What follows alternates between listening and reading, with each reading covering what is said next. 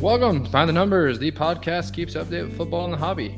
Tyson here with Bench Clear Media. I'm excited for my final episode of season 1. This week I have Kris LeRoy back on the show to break down the retail game again and just kind of see where it's gone from the last time we chatted a few weeks back. He's also give us his perspective on what he saw at the National. And then we're also talking a little bit about the draft pick products and getting ready for Donruss coming up here in about a month. I'm really excited for this conversation. It's really good to really focus on the hobby talk to close out our season 1 as we get ready for season 2 of Behind the Numbers. Thanks for being here. Leave comments in the show notes and follow me at @numbers_behind. Now it's time for the show. Welcome to Behind the Numbers. Happy to have Kris LeRoy of Retail Breaks back on the show today again. This is my final episode of season 1, so episode 35, and we'll start turning the page to the 2021 NFL season going forward. But I want to have Kris on and just get another great hobby conversation. We're going to talk a little football. We're going to talk a little bit of national. We're going to talk a little bit about the retail game and just kind of where that's going. But Kris, first of all, how are you doing, buddy? Great, man. I appreciate you having me back on. You didn't tell me the camera adds 75 pounds. I know that goes all to my hair, I think. So I literally look like a freaking dying sow on this camera. I never get to see this part of myself. I still just love the look that you have there because you have the boxes of cards in the back. You're a dedicated card collector back there. We can see it all. You're in the I'm sequestered to my basement. I went to the National. I had my own office upstairs. My wife kept telling me for months, she's like, I need the extra bedroom. You already set up the basement downstairs. I'm moving your stuff to the basement. Yeah. I come back, my stuff is in the basement. Just one of those battles that you're not even equipped for, right? No, not at all. But yeah, so I mean, first off, we just talked about it before the show. I guess you can just give me your take on the stuff you've seen. I know you haven't broke a lot. You did a Chronicles Mega for me, but in terms of the 2021 draft pick products, so we have Mosaic, Chronicles, Prism, obviously, and then we also have the Contenders set. Kind of your thoughts and just kind of seeing those out, things you like, things you don't, and from a value perspective. I've personally opened for people. I've opened some Prism draft picks and I've opened some Chronicles. I kind of stay away from the Contender stuff. I really like the Chronicles. I love Chronicles across the board, except baseball. Panini, stop trying to make baseball. Yeah. But as far as soccer, football, basketball, it's a great product. I love it. So I was really shocked with it. It's kind of the same thing as regular football. You get tons of quarterbacks in it. It's just loaded with rookies. You get all kinds of cool parallels. It's a really fun product. The top quarterbacks are pretty easy to hit. You know, the Prism stuff I wasn't too impressed with. It's kind of not a whole lot of for the money that you have to spend on the retail side. It just doesn't seem like the value's there compared to Chronicles. Yeah. But they're both fun products to open, but I like Chronicles better, to be honest. I would actually say that I've kind of come full circle on Chronicles. I felt like last year, this time last year, I was kind of against Chronicles. It just kind of, I guess I didn't really appreciate the idea of mixing brands and mixing things in there. But then kind of open a couple myself, doing one with you, and just kind of seeing, a Lawrence Illusions rookie or a Kyle Pitts optic hollow or a Mac Jones optic hollow, and just kind of seeing those different, sought after parallels you can hit with Chronicles. You just have more opportunity. So you have really no idea what gambit you're getting, which is kind of fun. Like when you open that one for me, the Trevor Lawrence was the just basic, to me, it looked like the basic Chronicles base card. And you said it was the orange version. So yeah, the orange, yeah. And so there's just so many just different variables to kind of sort through. It makes it kind of fun. It's kind of like that, the idea of when you're opening Heritage, right? You have to look at all the backs to make sure all the numbers are correct and whatnot. And so you see might have a short print, you're not sure. So that's kind of fun to kind of stumble upon different parallels for sure. And I haven't seen Mosaic at all other than when I look at eBay comps. The Mosaic draft picks I think is kind of interesting. I'm not sure why I haven't seen any, just being the rooms I'm in and around. I just haven't seen much of it. Contenders is definitely if you get a great auto, then that's it. But otherwise, it's pretty worthless. It's really tough. Yeah, exactly. So it seems like on the draft pick stuff, it's just your audience is so small. There's just such very few guys that are willing to take stuff with college unis that it's hard. It's hard to move, especially for a guy like me. So I try not to get in over my head. I bought a little bit of it, and hopefully there's a couple guys out there that liked it. Turns out there were, and it was fun to rip. Panini does a good job though with Chronicles in particular. Like you look at Chronicles Soccer last year was a terrible product, and Chronicles this year Soccer, they completely revamped the product. They put all these chrome cards in, all these parallels, all these different parallels, and they kind of did the same thing with football this year. They introduced Prism Black into it. So they're constantly making that product better, which makes me like it even more. I love that stuff. Right. And speaking of Chronicles, one of the better sales, Lawrence, his select field level, it was kind of an orange, sold for $850. And that nice. It comes out of Chronicles, and that's not even an auto. It's a pretty solid sale for a color card coming out from a draft picks. Lawrence is kind of, obviously, when you go through the top sales, he's top the list in all of them. He's got a couple autos in Prism that's gone for about $1,000, like an orange out of 49 and whatnot. But I think this year's class in football in general this year I think it's pretty exciting. You have 5 quarterbacks. You got a lot of meat. Awesome. A lot of meat to work with in NFL. So it's gonna be a fun year for sure. Just kind of moving on to basically the National. I mean, I saw you at the National. I know you were there. You said you listened to our podcast about the National in terms of just the feel. Just give me your just open door perspective of how you felt about the National when you were there compared to other years, and just your overall take. This was my 4th National, I believe, and this one was different. It was different. It was different in a lot of ways. I listened to your podcast that you guys did last week with Ty and that guy Mike, and like we talked about before the show, me and that guy Mike think a lot alike, and I kind of tend to agree with him. I think we're literally halfway from falling off the cliff, in my opinion. And I'll give you some examples. As far as attendance goes, and as far as enthusiasm goes, it was unmatched. And from talking to the vendors and from talking to I got there Thursday. My first day was Friday. So I went I went Thursday, Friday, Saturday are the 3 days that I went. So from talking to some of the vendors and the stuff that I was looking for and talking to some of my friends that were there, it literally was Wednesday. All the deals were done. All the good deals that you could find.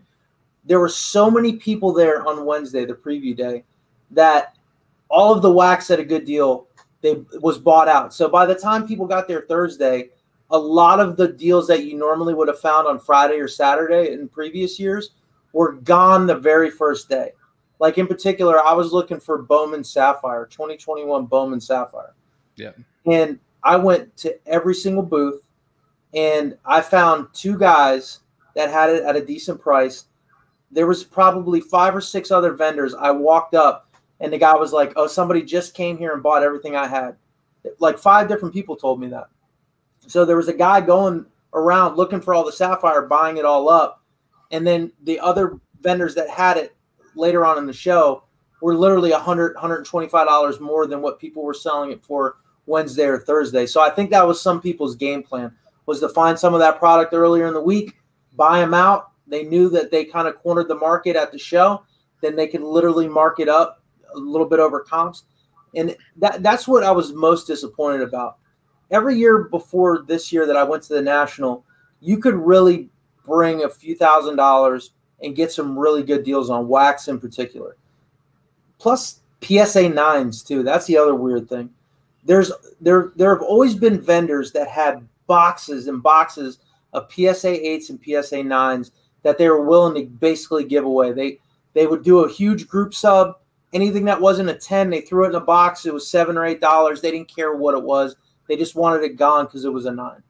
So this year, it's very different. PSA 9 is a very different thing than it was last year. Right. It's kind of taken on a life of its own.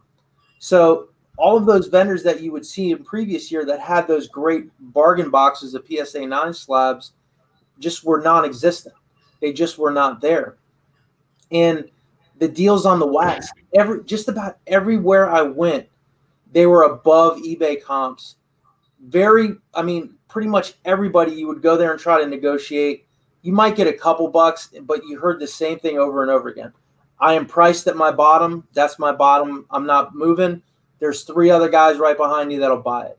So all of this new blood in the hobby, they just don't understand that this is supposed to be a spot where you're supposed to be able to go and get deals, not overpay for stuff, Right. and there was a lot of overpaying. I personally tried to sell stuff like I do every year, and people were just done buying on Thursday.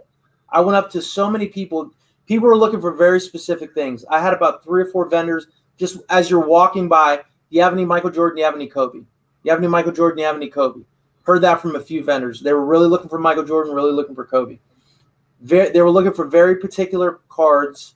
They were not interested in some super high-end stuff. They were not interested in super low-end stuff. It was very strange, man. Typically, you would go to a guy, and no matter what you had, as long as he could make a few bucks on it, he would typically buy it from you. It was a very different vibe this year, very different. These vendors, I don't know. I can't really put my finger on it, but it was different. I was very disappointed just in the overall thing. There was just so many people. There was really no great deals to have on the wax side. I didn't see any cards that just blew my mind because they're playing this game now, and they've kind of always done it at card shows and nationals in specific. They put a sticker on something, hoping they're going to get the new guy to come in and say, I just want that card. They're not going to try to negotiate. Right. So that's the way pretty much everything was priced. It's like, this is my I don't want to sell it price, and you got to negotiate with me to get it. But there was a lot of guys that were just buying stuff right out of the showcase. So it turned me away. Then I seen guys that were there that didn't even have stuff priced, which is crazy, right? You're at the National and you don't have anything priced. You got to ask for a price. Then the guy pulls out his phone to look at an eBay comp. There's no internet in the whole place, so it's impossible to look at an eBay. So it was just a nightmare. It was an absolute nightmare. Yeah. Hopefully Atlantic City's better. I don't know. Yeah. Did you have actually like a booth you were selling, or you're just walking around selling? No, stuff? we're just walking around. Yeah. We're just walking around. Yeah, that's the feedback I got as well. Everybody was pretty high end on their comps. There was some negotiation possible. A lot of my friends that had success selling were selling 20% under comps purposely to move stuff. They said they noticed when they had stuff priced that low that people come up and say, "I'll take that whole case for this much." Right. Okay, good. So my local LCS, Newhart's cards in Delaware, Ohio. On Wednesday, somebody came and bought it all. Everything they brought with them, bought their whole table out, showcases and showcases full of stuff on Wednesday. So that's what I was getting at. It's like people went there Wednesday and Thursday with a bunch of money, trying to buy a bunch of stuff to corner the rest of the show. I think that was their whole idea. Yeah. So imagine that being sold out on Wednesday. How crazy is that? In terms of from your experience, what you've just explained to us and the listeners, and then hearing our conversation, what's your hobby feel right now? What's going through your mind right now about what you're passionate about?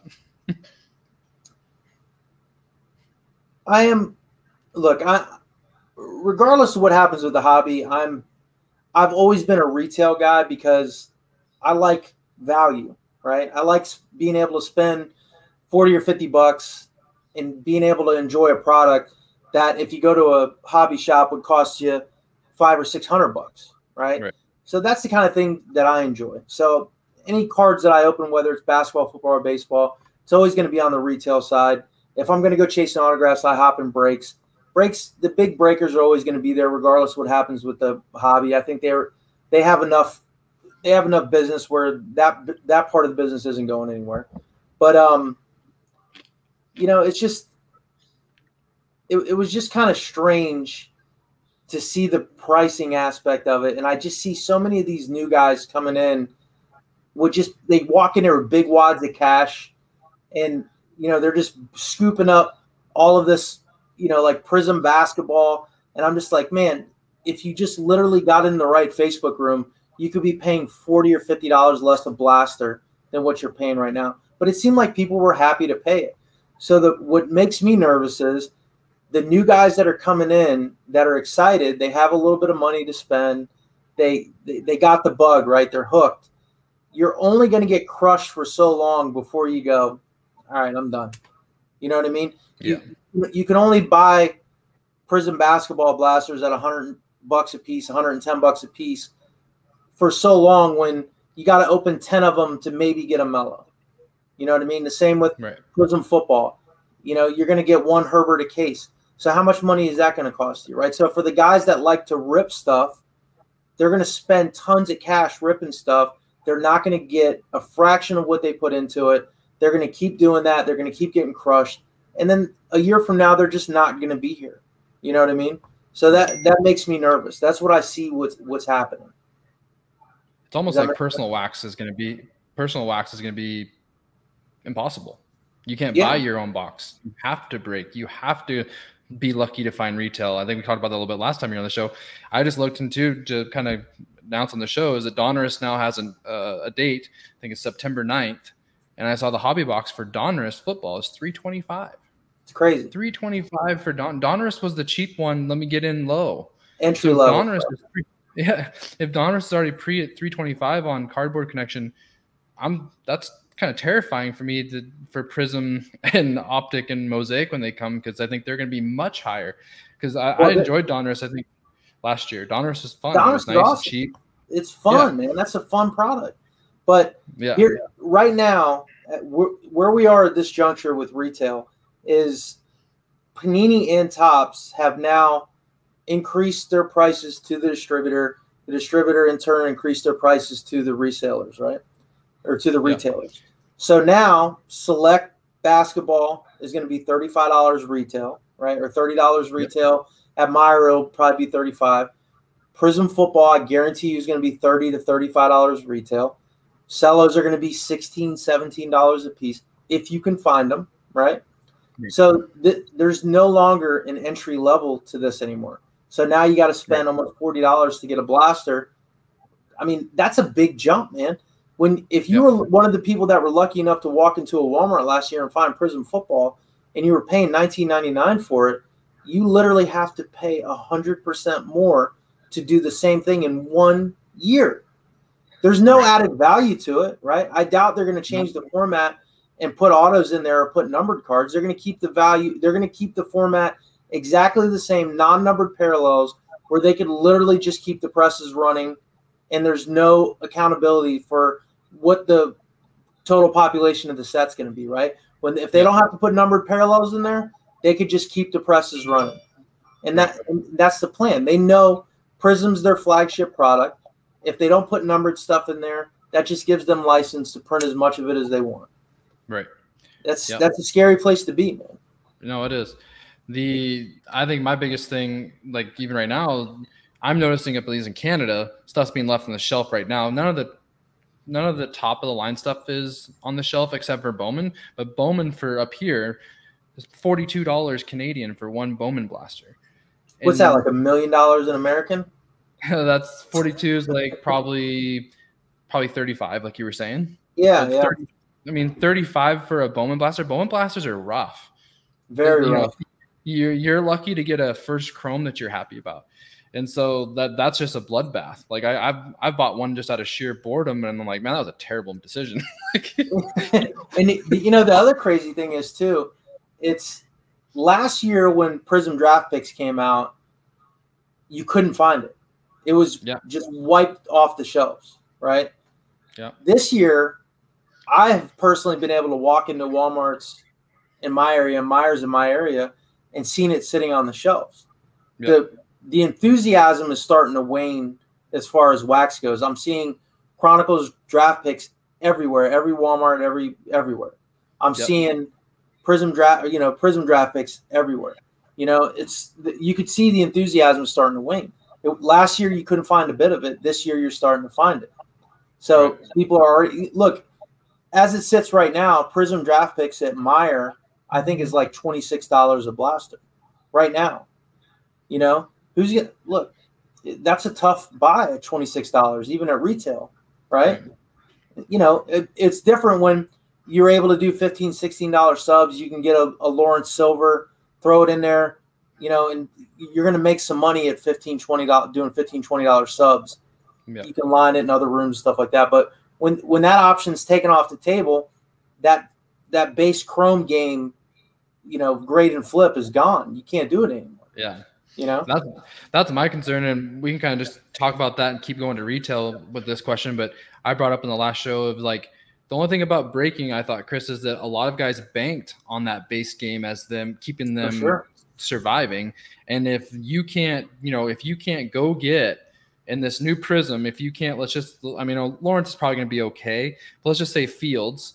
You can't go get Fields, get 4 base Prisms in a case, even though you paid $500-$600 for that pick your team. But hopefully those grade well enough to make that back, but that's not guaranteed anymore. I think before it was an easy game. Sure. You would get 6 base cards, Gary them all. They're all worth 150 to 200, and you paid 300 for the break. It was pretty simple. A lot of people were banking on that, and I think that's going to go away, especially with PSA obviously trying to get rid of the base game themselves. As soon as PSA changed their game, now mind you, we're small fish compared to every other breaker out there, right? Yeah. We got 12 or 1,300 people in our room. We break every day, right?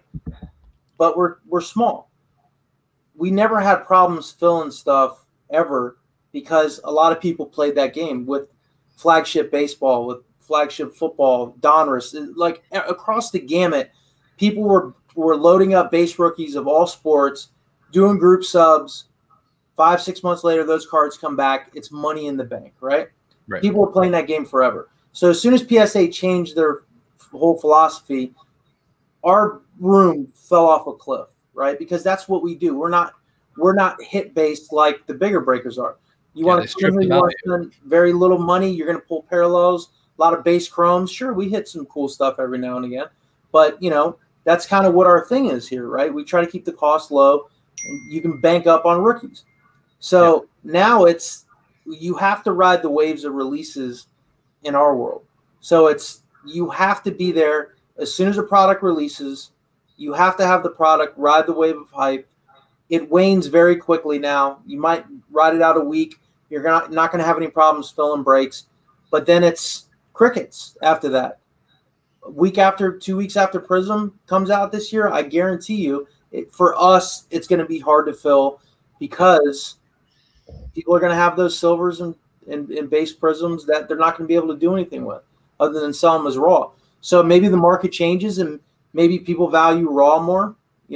Look, that's the way I've always been. I look at stuff in a raw sense because I don't do a lot of grading. But I think a lot of people are going to have to change their mentality if they want to stay in the game. There's definitely money to be made in raw, but it's not like it is grading and flipping. So. Right. But I think the retail dynamic is drastically changing, at least for the rest of the year, because of some of what we talked about, right? Do you want to get into any of that, or? Yeah, absolutely. I was going to say a lot of things you said in the last show, you were right on. You said they were going to control limits, and you said they're going to probably be more online. It has been way more online. Still think that some stores are still getting some stuff, but just you want to just kind of go over what you thought was going to happen and how it's pretty much what you're thinking, a couple of the subtle changes. But for sure, give us a retail update from your perspective. Yeah, I think, look, Target has done an amazing job. They have identified the hot products, and they've went to red card exclusives. So the first few weeks that they did that, if you had a red card, you were guaranteed product. It was great.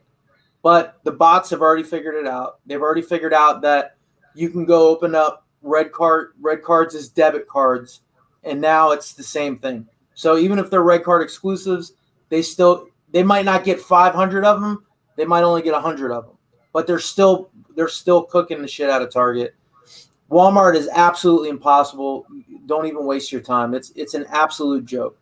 But Target at least made it a conscious effort where people at least have a chance to get stuff at retail. But again, this is up until right now. You're going to see things change when Select Basketball drops. That's when Panini's already come out and said we're raising our prices 50% to try to cut down on the secondary markup to keep people from buying up product and reselling it, right? So Blasters off the ripper. What's that? It's a funny sugar coat. We actually want the money, not exactly. And I think I said it on your show last time. Imagine being in a boardroom meeting where you don't know anything about the company, and we're like, here, let me tell you something. We make these cards, we sell them to these people for pennies, They in turn sell them to a retailer for a little bit more money.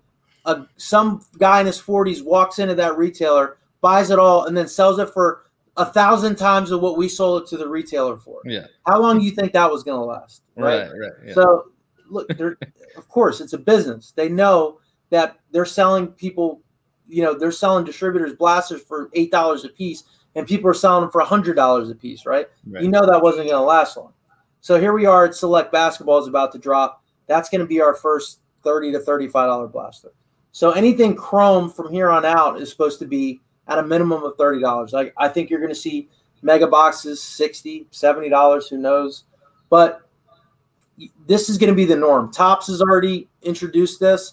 Bowman was a $29 retail blaster right off the bat, $16 cellos.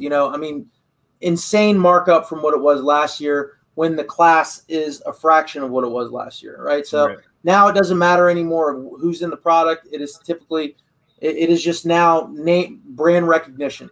We're going to sell you Prism. Doesn't matter who's in it. You're going to buy it and you're going to pay a premium for it. We're going to sell you Bowman. Doesn't matter who's in it. You're going to buy it and you're going to pay a premium for it. So apparently what's happening because of all this COVID stuff is the substrate that they print cards on, right? It's called OptiChrome. Okay. So just, your regular Prism card comes on a big sheet, this chrome sheet, and they print on it. So for whatever reason, these manufacturers are having a really hard time procuring enough OptiChrome to run through their catalog of releases for the rest of the year. So what it's done is, and this is what I'm being told, is that they've had to limit production on all of these releases to get through their entire calendar. So which might benefit us in the long run. I'm being told that if you're a baseball guy, Topps Chrome this year is significantly cut. Significantly. They didn't have enough material to make it. They cut out a retail SKU because they didn't have enough material to make it. It's extremely allocated, way more than it's ever been to people who have distributor accounts. So I think you're going to see the same thing. Panini's a much bigger company than Topps. I think just by seeing the national packs at the National, and this is really screwed up at Topps. One of the biggest reasons I go to the National is because of the Rapper Redemption packs, right? Topps gives away these Bowman Chrome exclusive cards, and they're loaded. These packs are loaded. Yeah, they're really good-looking cards, too. They're great. They're Prism, Bowman Chrome Prism parallels, and they have all the, colors of regular Bowman. Panini does something similar. So this year, unbeknownst to anybody, you get to the National, you go buy wax, you take it to the Topps booth, they cut the wrapper off, they hand you packs, you open it up, and there's paper cards in there, right? So me being the loudmouth that I am, I walk back up to the Topps booth and I go, dude, what is this? And he's like, what do you mean? I go, why are these paper? Like, I legit wouldn't have came here this year if I known you were giving out paper redemption packs. Because every year, these packs are so good that every year I've ever been in the National, I've bought a bunch of wax, I've opened these packs, and they have paid for my trip. That's how good typically these packs are. So I know I'm going to recoup a percentage of my money by going and opening these packs and buying them from booths and stuff like that because they're so short printed compared to a regular release. The guy looked at me straight up and said, we didn't have the material to print Bowman Chrome, so it was this or nothing. Right. So this is the world that these manufacturers are living in right now. They don't have what they need to produce these products. So at the end of the day, I think this might be a big problem for retail. It might be really hard to come by. So it might do the opposite of what Panini's hoping for. Just because it's a $30 MSRP, if there's less of it printed, it might make the markup even more because it's harder to find. It's just simple supply and demand, right? Yeah, they're going to stall Prism football as long as they can if they're still short on supply, especially for Topps Chrome if they already cut the value packs and stuff like you were saying. Like, that's probably why there was no push for Wander. That's probably why I bet you that's probably why Kelnick's not going to be in it. Because if they're so short printed, they're probably trying to limit that group that they were short on. They want to make sure they can just run the presses and drive the Wander the hype train and stuff like that. But here's what's interesting is a buddy of mine who's very knowledgeable in this. He has a huge retail allocation. He was told by his guys they just finished printing Panini Prism basketball last week. Last week, a buddy of mine just messaged me a little while ago. He went to Walmart. He got a full case of hangers, 4 cello boxes. When did Prism basketball release?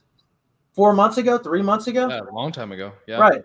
So Man. it's, you know, I think Panini might be in a little different situation. Maybe, you know, maybe they seen this coming. Maybe they bought enough of it. Yeah. But you know, it's going to be interesting to see what happens when the dust settles. I think they know exactly what they're dealing with Prism football this year. I think they know how crazy it's going to be, and who knows? We might see our first $50 blaster retail. Who knows? Yeah, I mean, they'd be worth that easily. Of course. You know, normally. So it's more just kind of there won't be a lot of deals. No, not at all. Yeah, not for sure. So then in your mind, like, what about, you know, there's also, you kind of explain a little bit that the bots are still getting into Target, even though Target's kind of setting things up. But from my perspective, of some people in different rooms and different friends that I have, it seems like there's been more success with the limits and people finding stuff. Is that accurate? Or how do you feel like more people, even though the prices are a little bit higher and the things they're doing, do you think it's helping more people get product? I think what you're seeing is interest is waning with some of the products that aren't called Prism or Optic, right? So if it's not Prism basketball football, it's probably not going to be bought at the rate it was last year, right? Right. When everybody got into this and the whole craziness started with retail, people were literally walking into Walmarts and Targets because their friend told them about it, and they were buying everything. It didn't matter. Everything got swiped into their cart, and they were going to become millionaires because they were buying from Walmart and Target, right? So now what you're seeing is, if it's not Prism basketball football or not Optic Prism football or basketball, it's staying up on Target for days at a time, right? Series 2 has been on Target the whole time. Last year, or when Series 1 came out, you couldn't find it in the stores. You couldn't find it on Target online. Prism Draft Picks, same last year when Prism Draft Pick football came out. Couldn't find it in the stores. You couldn't find it online anywhere. It was up on Target for a week straight.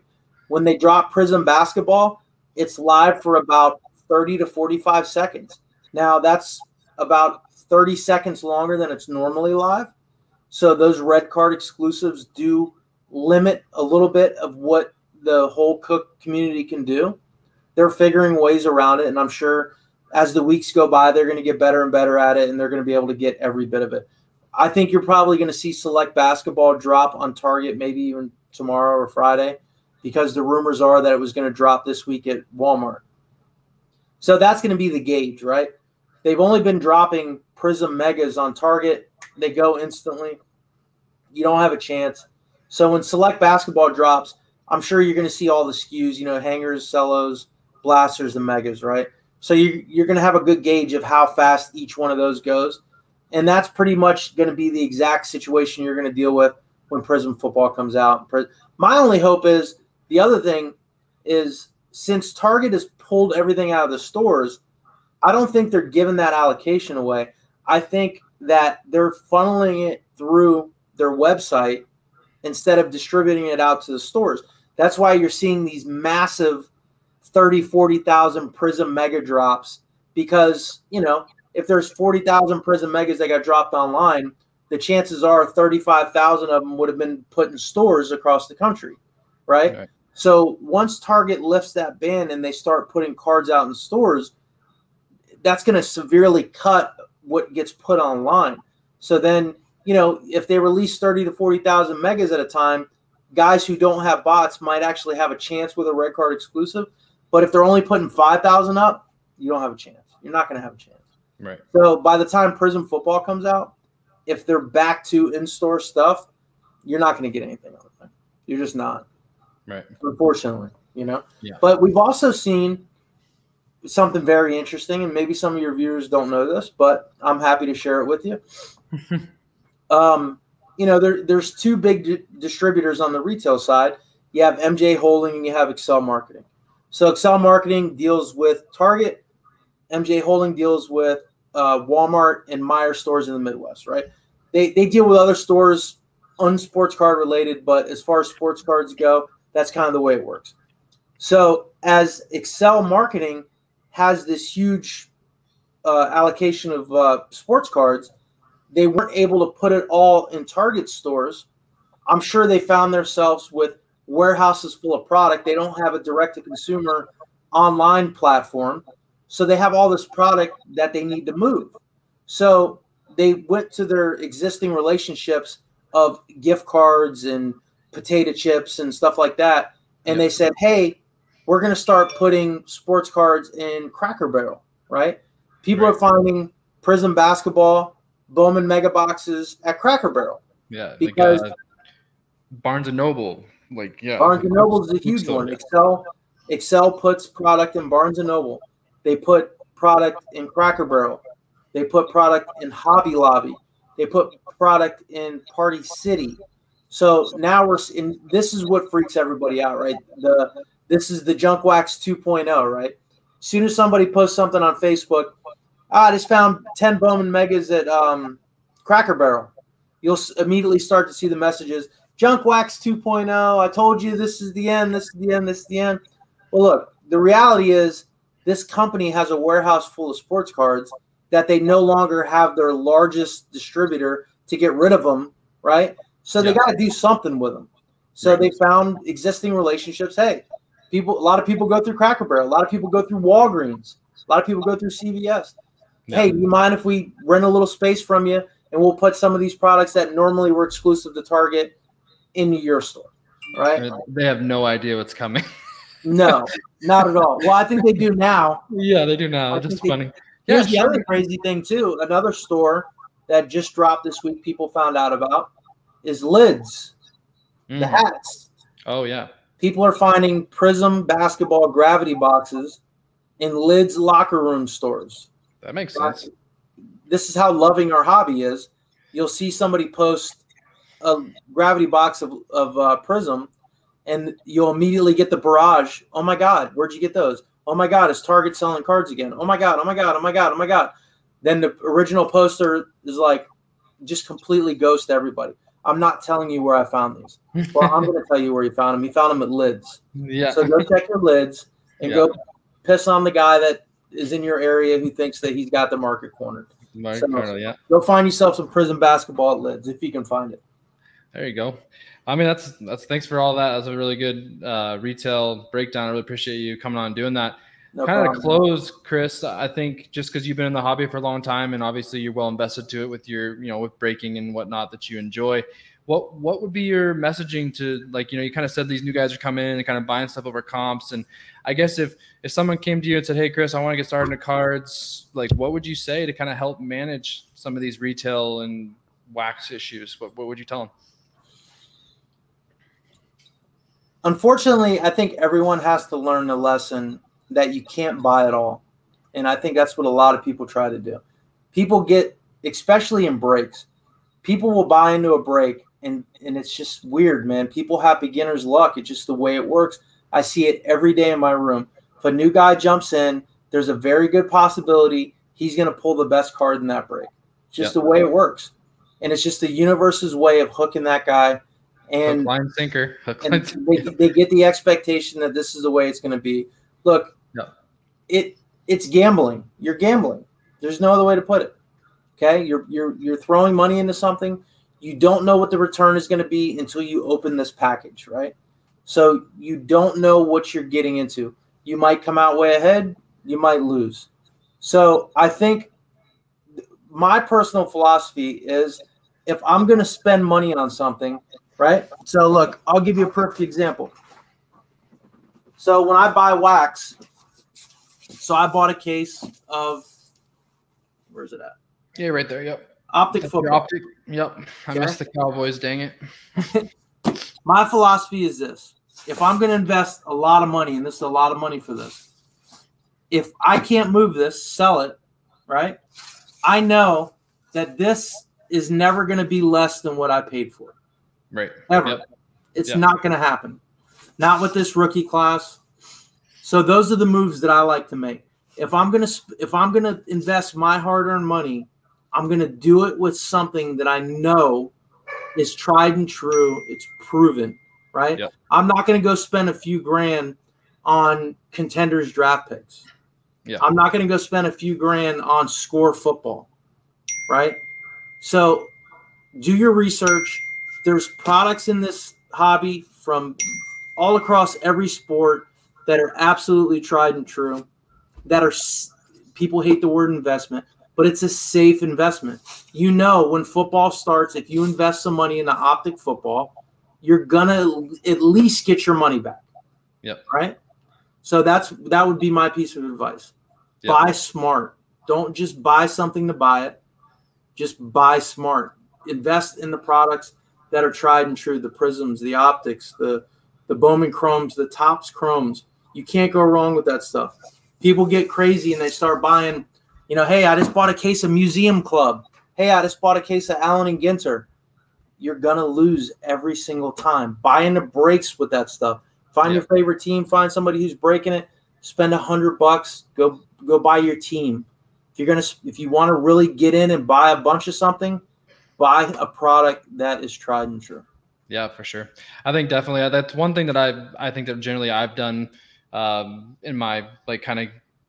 I came back in about 3 years ago. I was collecting as a kid, came back 3 years ago, but I kind of just never got really to Allen Ginter, never really did, Gypsy Queen or any of those side things. I'd say stay in the main funnels, but then also don't get so hung up on chasing the big guy. I think I see a lot of people, I'm just going to chase Zion. Do you like Zion? What team Zion play for? I don't know. Don't do that, because then when you're losing your butt, you're not going to be very happy with what you bring home. At least if I'm chasing Herbert, I'm a big Oregon fan, so that's okay for me. I like Oregon. Right. I liked Herbert. I watched him play in college, so I have that little bit of a feel. I collect, I collect Nick Madrigal. He went to Oregon State, so try to find something that also makes it fun for you. But then don't always be about chasing the big goose, because it's going to be a lottery ticket for sure, and that's not going to you're not going to feel very good at the end of the day.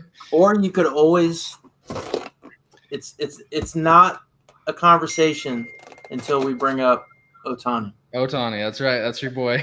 Gotta get the Ohtani love. Got that MVP bet. I'm rooting for you. That's one of my worst sells I've made was Ohtani, but we'll keep that for another show. But thanks for coming on, bud. Appreciate the retail update. And no problem, man. I appreciate it. Yeah, buddy. Take care.